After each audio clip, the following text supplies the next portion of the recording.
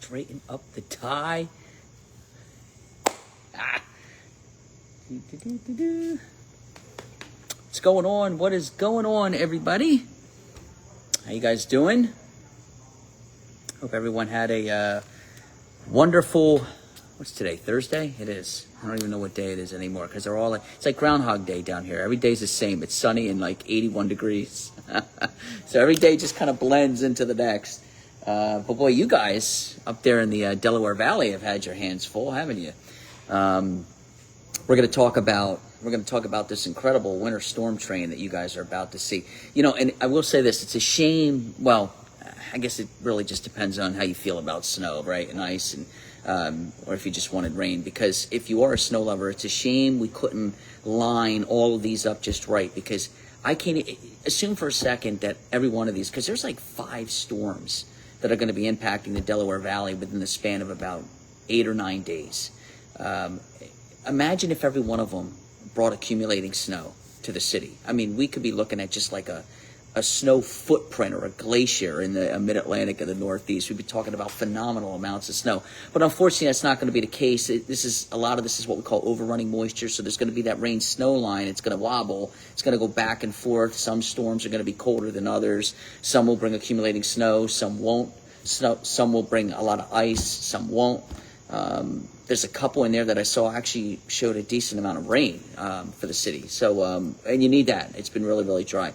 Meanwhile, the snowbirds down here in Florida, it was funny because I've been mentioning this on the air down here because we have a lot.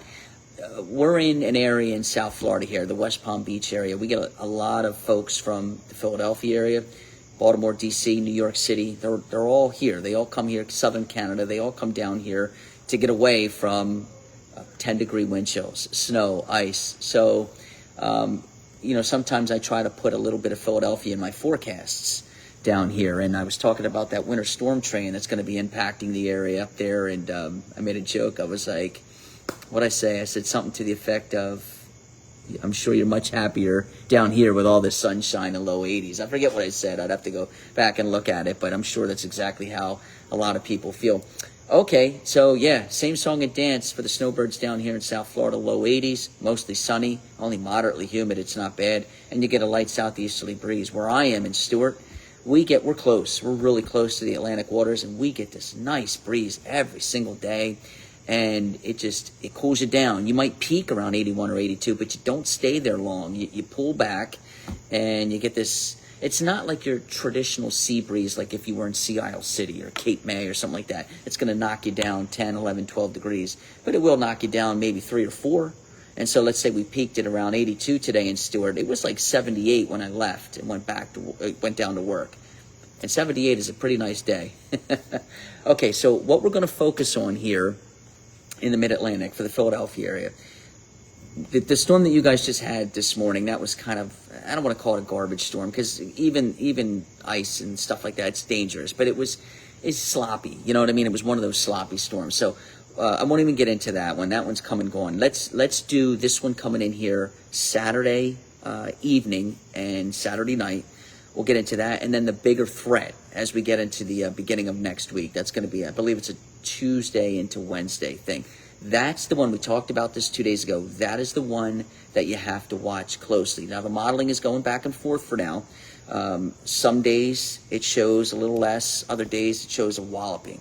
And that it's supposed to be like that. The modeling's trying to figure everything out. The storm that's going to produce this thing Tuesday of next week isn't even on the West Coast yet. So naturally, it's going to go back and forth. But that's what we're going to talk about here. So let's get into this first one. This is going to be Saturday night into Sunday. Now, I'm going to show 2 models. I'm not even really going to get into the GFS. I just have, I have no confidence in that model at all. It makes so many mistakes. So I'll just show this one first. This is the high resolution NAM 3 kilometer, and I'll show the European.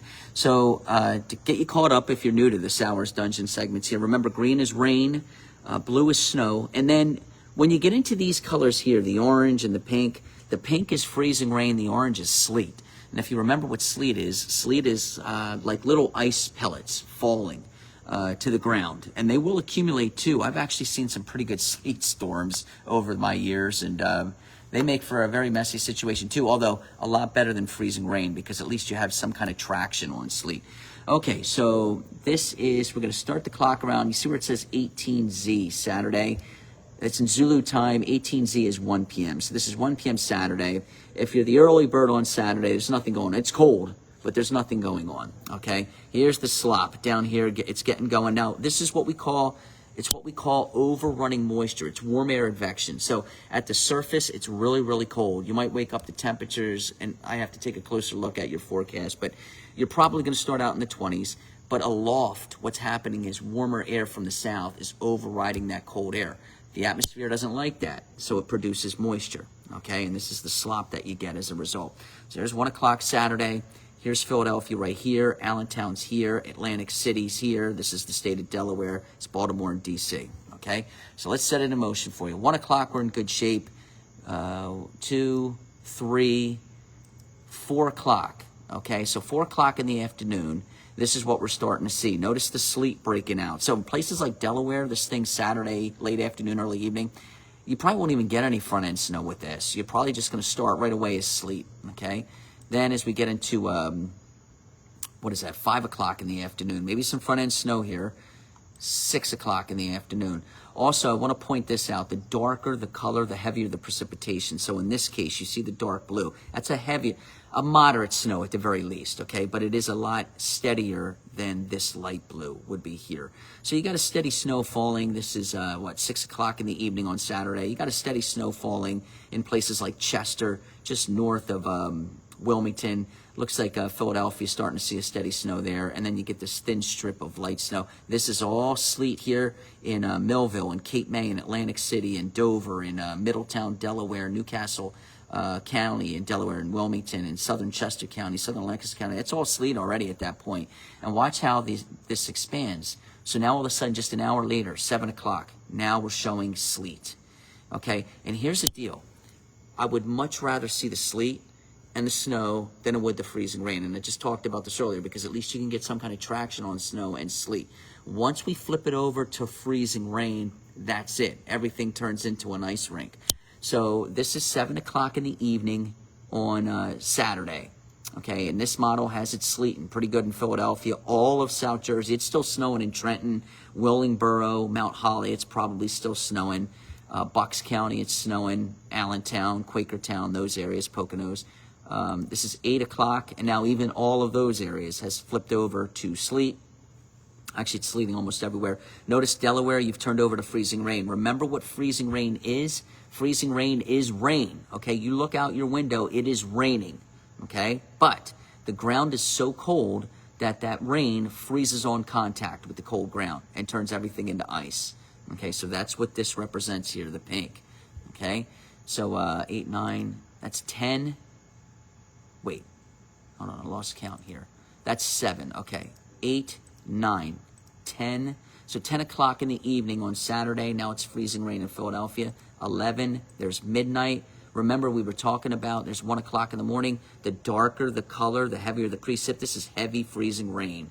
Right there along the Pennsylvania Turnpike south. Delaware River from Trenton southward through Philadelphia into Chester and Wilmington, and then down through Baltimore and D.C. It's sleeting north of Trenton, sleeting in the New York City area. Even the Poconos, according to this model, they have flipped over to sleet. Heavy snow here. You get into the Catskills in upstate New York, Sussex County in New Jersey, probably snowing pretty hard up there. So that is what's going on. This is 1 o'clock in the morning on Saturday. Now, unfortunately, the 18Z, this is as far out as it goes, okay? But I'm sure what you would have seen, if we could have took this any further out, was you would have seen this expand north, the freezing rain, as the milder air gets worked into the system. And you can see what's going on here. So look at the temperatures. This is 1 o'clock on Saturday now. These are surface temperatures. The magic number is 32. Once you break 32, you're above the freezing mark, and now icy conditions, snowy conditions will be non-existent because the ground starts to warm up. So by 1 o'clock in the afternoon on Saturday, you're way above freezing in South Jersey. Look at that, 37 in Glassboro, 39 in Millville, Dover's at 37, 38 in Atlantic City, 2, 3, 4. Notice 4 o'clock in the afternoon, the temps are dropping, okay? So now all of a sudden we're down to freezing here on the I-95 corridor. There's 5 o'clock in the afternoon, okay? Now you're getting the sleet and the freezing rain because, again, the temperatures at the surface are dropping. So that's 7 o'clock in the evening. Now remember, if we go back, what was it doing at 7 o'clock in the evening? It's really neat to follow this stuff. All right, so there's 7 o'clock in the evening, okay? Look at all the sleet breaking out here, okay? Yet temperatures are way below freezing. Look at the 20s and 30s. So you may say to yourself, well, how the heck is that possible? Why isn't it snowing? The plot thickens. All right, let me show you what's going on here. What you have to do is you have to think of the atmosphere as like a layered cake, okay? You have different levels of the atmosphere. Let's say the surface, what you walk in every day, with the air you're breathing, that would be the bottom layer of the cake. The upper levels of the atmosphere would represent the top layer of the cake, and then you get the middle layers of the atmosphere, maybe 5 to 15,000 feet up. That would be the middle layer of the cake. They're not always the same temperature. So in this case here, the reason why we're getting the ice is this, okay? So this is, poor girlfriend, she falling down on that ice. So what's happening, let's say 18,000 feet up, the temperature is 0. 10,000 feet up, the temperature is 26. So it's snowing aloft. Okay, but then all of a sudden, 5,000 feet off the ground, you're above freezing. See that? And now the snow turns into a raindrop. But then as you get closer, maybe 1,000, 2,000, 3,000 feet, the temperature's below freezing again. Or maybe it's just the surface that's below freezing. So now the raindrop will either freeze as an ice pellet, or it'll still be that raindrop, but it hits the ground and the ground's cold, so then it turns the ground into a sheet of ice. That's the setup. That's what your atmosphere looks like. And remember, once a snowflake transitions to rain, it can never go back to a snowflake. It can go to an ice pellet, sleet, or it can become freezing rain, but it can never become snow again. So that's your setup. You have this tiny layer of the cake, if you will, that's above freezing. So the snowfall falls through that, and it turns into rain, and then it freezes on contact with the ground. Okay, that's the setup. That's it right there, and it really confuses things. You really got to, you know what, let me set this up so you can get a closer look at this. I'm going to share with you some of the things that we look at here on a daily basis so you can kind of get an idea of just how big this layered cake is, if you will. So get a load of this right here. So what you're looking at, this is the European Deterministic Forecast Model. I've got PHL in there, so this is Philadelphia's sounding, if you will. So what it's showing is at 500 millibars, that is, I believe that's 18,000 feet. The temperature is minus 17. Minus 17 is minus 7. What did I do here? Hold on. All right, minus 17. All right, something's fishy here. That's not, it's colder than that. But anyway, you get the idea. So it's really cold here. Actually, it might not be. Maybe that was right. Temperatures are around 0 at 5,500 feet up. See that right there? Okay, 800 millibars, that's 10,000 feet. You're at 0 or slightly above. Now, later on in the timeline, so this is 1 o'clock in the morning Saturday, notice that at 10,000 feet we were freezing, but look at this. Now we're at 5. We're way above freezing here. See that? But the surface is below freezing. So it's snow, rain, ice. That's your layered cake. That's the, right there, that's the mess. That's the mess that this is. And it's so challenging to forecast because sometimes if you don't, like let's say you're just, sometimes, look, it's easy to do this. Sometimes you miss things like that. And so if you don't see that, if you don't take a closer look into all of that, because remember the surface is below freezing and the upper levels, they're below freezing. So if you don't pay close attention to that, you might think we're getting 6, 7, 8 inches of snow. In reality, you're flipping it over to ice because of that. All right, so that was the high resolution's take on it. Let me show you what the European's showing. Again, this is Saturday night. So here comes the European. European actually looks a little colder. This is 21Z. What is that? So that's 765. So that's 4 o'clock in the afternoon. So we're good until at least 4 o'clock in the afternoon, and then we start to get it.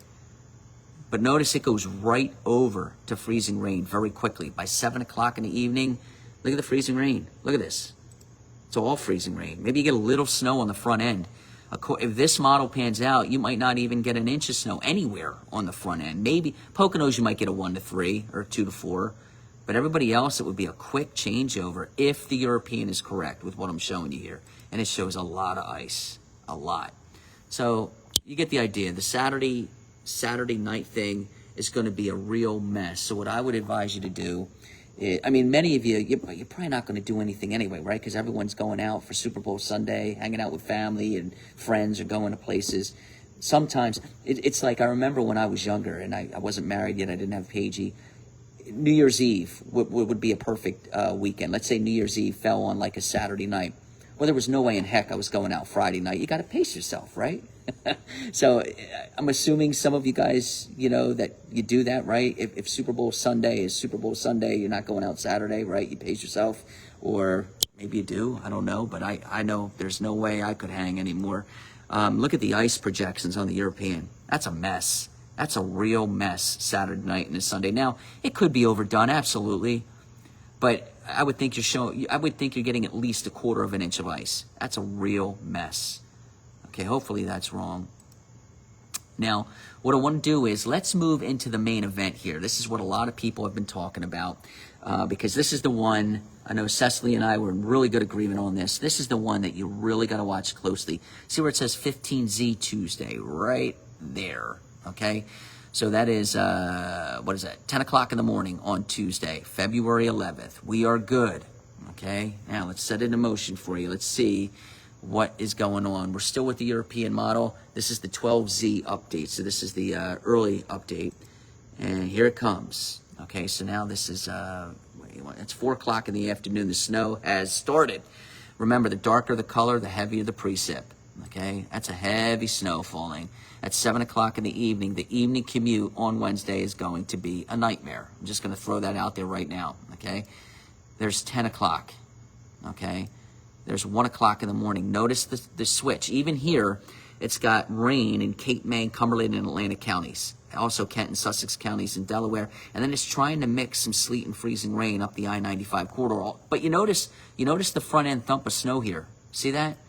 This right here, this dark blue, that's probably an inch an hour at the very least. All right, that's coming down. All right, that's a good snow that's falling. That's 1 o'clock in the morning, 4 o'clock in the morning, 7, it's gone. So the Wednesday commute, the Wednesday morning commute is probably going to be real dicey too. So the Tuesday night commute, the Wednesday morning commute are going to be really, really dicey. Okay, but look at this. So that was the early update. Let me fast forward, or let me go back and show you this again, because there's something I want to point out. I want to show the difference. Watch okay, see it here? You do get a good front end thump here, but notice there's no closed low. The modeling's really not hinting towards it.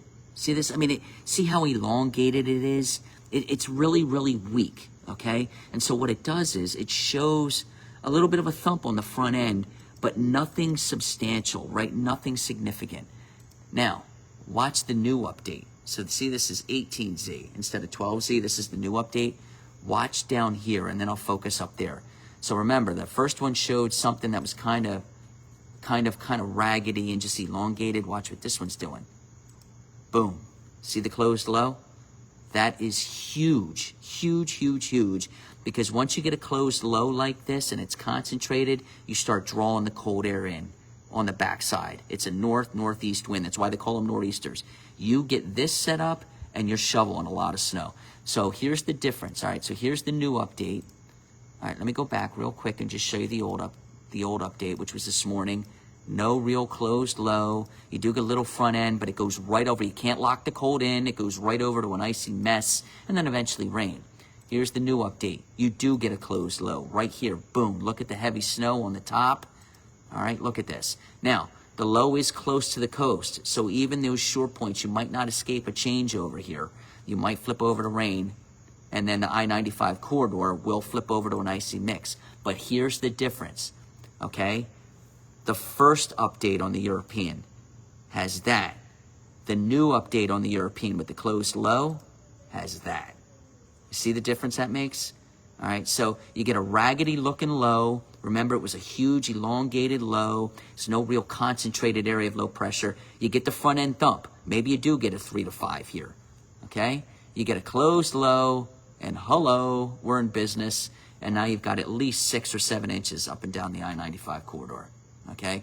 So that would be the Tuesday into Wednesday thing. Now, I also want to point out, I mean, what's today? Thursday. So you got Friday, Saturday, Sunday, Monday, Tuesday. You have at least 5 days worth of computer data that's going to come in before that happens. So it's going to change, okay? Whether or not that means more snow, less snow, rain snow line shift, it's going to change. What you just saw there will not be exactly to a T, but that gives you at least an idea.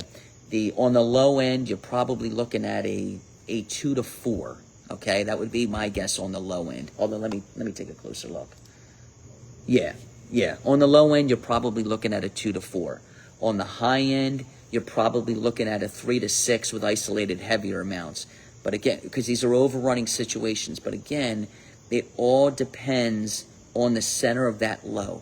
If you can get one of those lows strengthening sooner, that means the front end band is going to get heavier sooner. That means you're in the heavier snowfall rates sooner and longer.